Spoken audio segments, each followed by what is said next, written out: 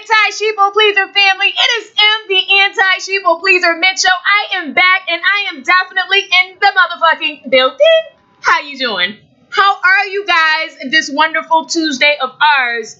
Yes, it is wonderful. My birthday is tomorrow. 222. Yes, baby. You better know it. So anyhow, I know you guys are like, wow, M, like, how are you in such this wonderful mood when you're stating that you have left the workforce? Well, basically, you guys that know my background at this ratchet, evil, demon-infested job that I have been working at, I only lasted 60 days.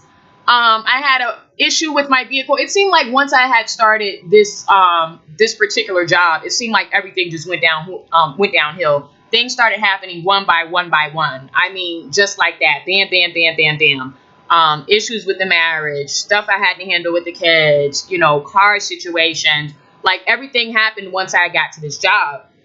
So in the midst of everything that was happening, there were also these jealous ass women spreading rumors about me sleeping with a male coworker, a white male coworker that was generous enough to carpool with me because he does not live too far. And it's not that he was doing it out of the goodness of his heart. I paid him. That was his little side job. And we work at the same place. We don't live too far away from one another.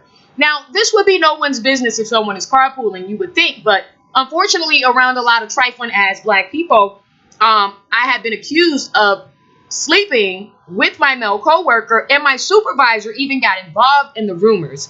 Now, I can take a licking and keep on ticking.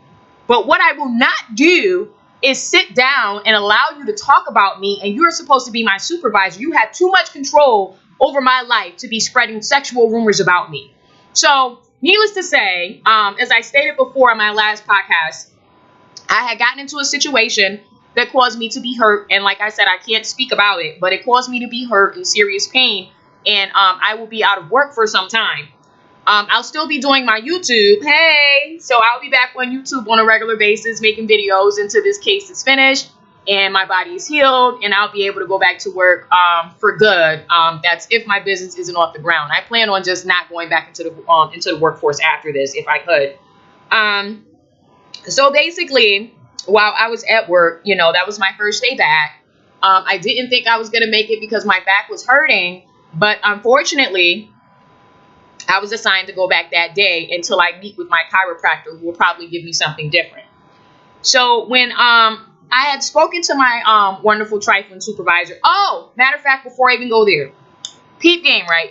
Everyone tells me all the business. I get all the tea even when I'm out. So while I was out on my sick bed, I spoken to a coworker, gossip queen of the building. She knows what's going on the east side of the complex, on the west side of the complex, on the north side of the complex. That girl knows what's going on Mars, okay? She got that tea all day.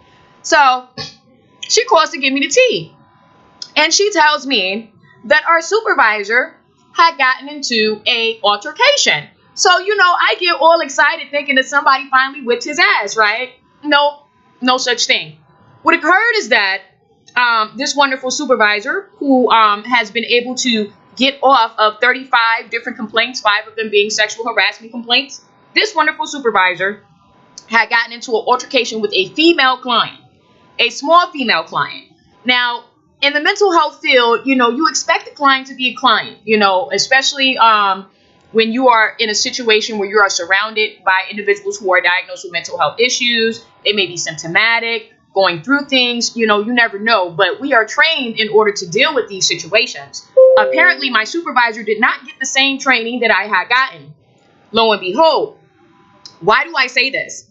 Because according to my coworker, my supervisor ended up, for one, I believe the client had spit in my supervisor's direction, and I think some of the spit landed on his lip or something like that. I know, nasty, disgusting, right? Nasty as hell. And you would want to beat someone's ass for that, but you can't. It's a client. You can't. And on top of that, it's a female. And, my supervisor is not like a small guy. He's a pretty big guy. I think the female was like petite and small. He didn't have to do all that. So what ends up happening is he takes his jacket off. He goes to an area that does not have camera access.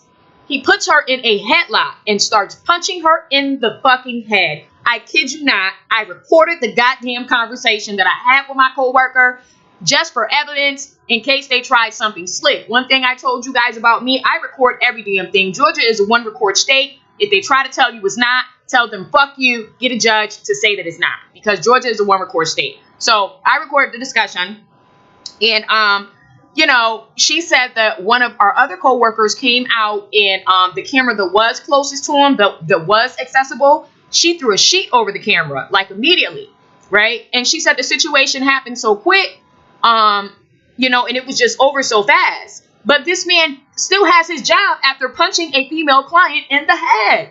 He still has his job after sexually harassing plenty of women on the job. Still has his job. Still. This is Atlanta for you people. This is motherfucking Atlanta for you. Only in Atlanta can this shit go like this. This is some political government shit. Okay? These are things that the president might get away with. The senator might get away with. Something like that. But not an African man getting away with that really, really doesn't have it all together. Because for you to snap and punch a female in the head, for you to constantly be trying to talk to young girls at work and things of that nature is absolutely unacceptable and ridiculous. But he still has his job. And, you know, the white man that he answers to makes sure that he keeps his job, because he will give his last in order to make sure that this man does not lose his job, even though he is of no good. I have never seen a turnover rate higher than this place that I'm working for. Ever. I had never seen a turnover rate that high in my entire life. The crazy thing about it is, at this particular job, I'm like, oh wow, you know, a job with the state, the benefits are going to be great, blah blah blah, blah blah blah blah blah. I'm going to be here forever. Oh, hell to the no. And the funny thing about it is, the jobs that I thought that I wouldn't be at that long, I was at those jobs for years. And the jobs that I think I'm going to be at, you know, for a long time, like, I don't last too long there. But anyhow, I was told that I would be a liability because I wouldn't be able to react as fast as I was first hired on to react. In situations, because I work for a forensics program, you know, anything can happen and you have to be ready to move. So I understand that. But it's just like, I'm actually happy that I can't go back. And I know it sounds strange, but I mean, just like the night before work, before having to go back into that evil, trifling, no good, dirty, demon infested place, I just was anxious as hell. I couldn't even sleep. It's like, as soon as you go in there, the energy is so overwhelming and overbearing.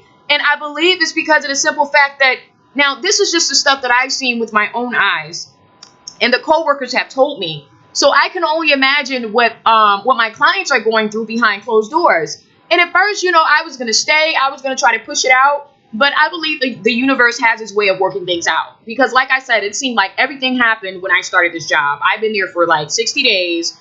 And in those 60 days, it was problems with my marriage. It was issues with my car, problems with my kids. I had never had this amount of issues just beginning a job in my life. I have not seen this amount of ratchetness since middle school. McDonald's turnover rate is not as high as this place, guys. It's not. And the reason why they're able to keep people is because it is a state-ran facility.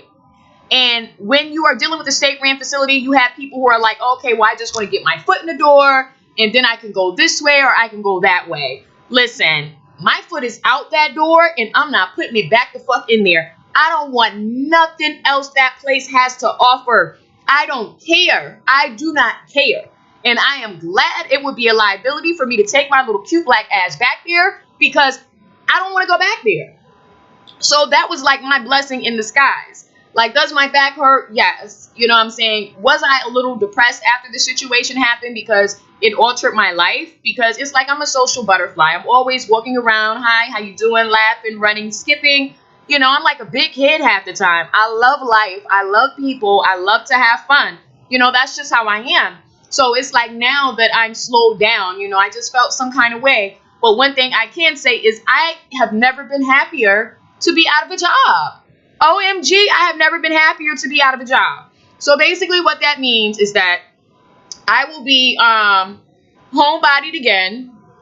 Those of you that saw my podcast about, me and my husband trying to reconcile things or whatever have you, and him going through his therapy, which I'm very proud of, because it's like sometimes men get in situations or whatever have you due to their anger or not knowing their own strength, and they won't seek help. They won't do anything about it, especially black men. So he is getting help from several different areas, and I actually see the results. So, shout out. I'm definitely proud of that. I will be a stay-at-home mom again for a undetermined amount of time. And yeah, so I'll just be chilling. And my husband will be taking care of everything else like he was prior to. But this will be my only income until then. So, all y'all represent, because I'm out. All right, have a good one. I'll be back with a couple more podcasts later.